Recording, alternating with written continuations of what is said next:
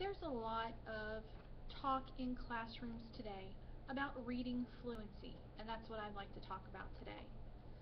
You might have a student who has a reading passage or a child who's brought home a reading passage and they've been told that they need to read it in a certain amount of time. It's not all about it being a speed race. Reading fluency is more than just the number of words read in 1 minute. Many school systems across the nation are using what's called an oral reading fluency, which is a research-based assessment. It's brief. It's just to give us a snapshot of where the student is with their reading fluency. There are expectations at each grade level that a certain number of words are to be read within the time frame, which is typically 1 minute. But when we're reading authentically with students in the classroom or at home, there's more than speed involved. With reading fluency, you're going to have several things. Fluent readers are going to, first of all, pay close attention to accuracy. Accuracy is we're going to read the words that are written. The prompt that I give my students when they're reading and they change a word in the reading is, were you the author? Only the author can change the words or edit them. The children understand that. They understand an author is the person who writes the words. They can understand that the author is the only one who can edit the words. So for them, that's a prompt. I have to read exactly what's on the page in order to have reading accuracy as part of my reading fluency. Now, the second step is read with expression. Many students, especially in the lower grades, when they're beginning to read, they're focusing so hard on trying to decode or get the sounds right that they kind of sound like a robot. So for example, the student might be, the dog ran. A student who is having difficulty with reading expression would read, the dog ran. That was not very expressive, was it?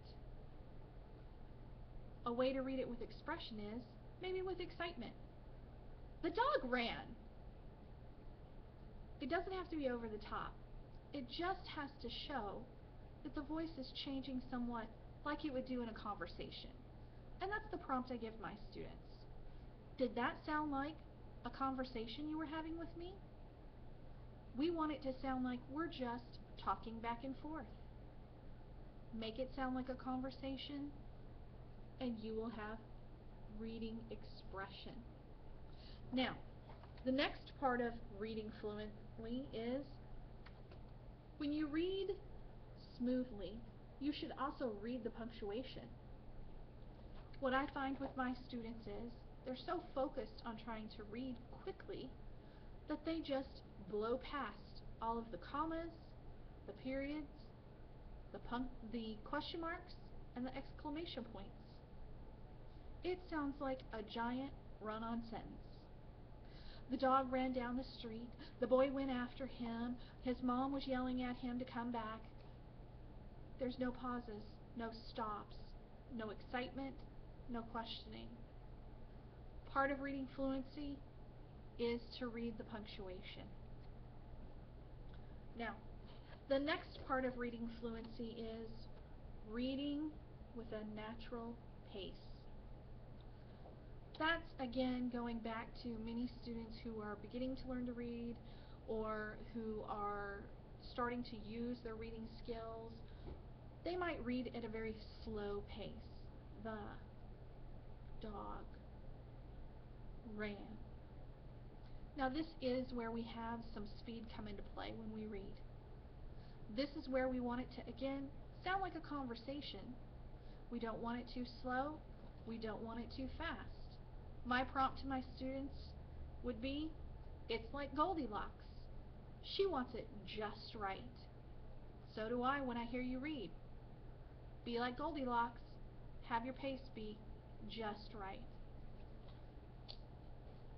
The last part of reading fluently would be reading with comprehension.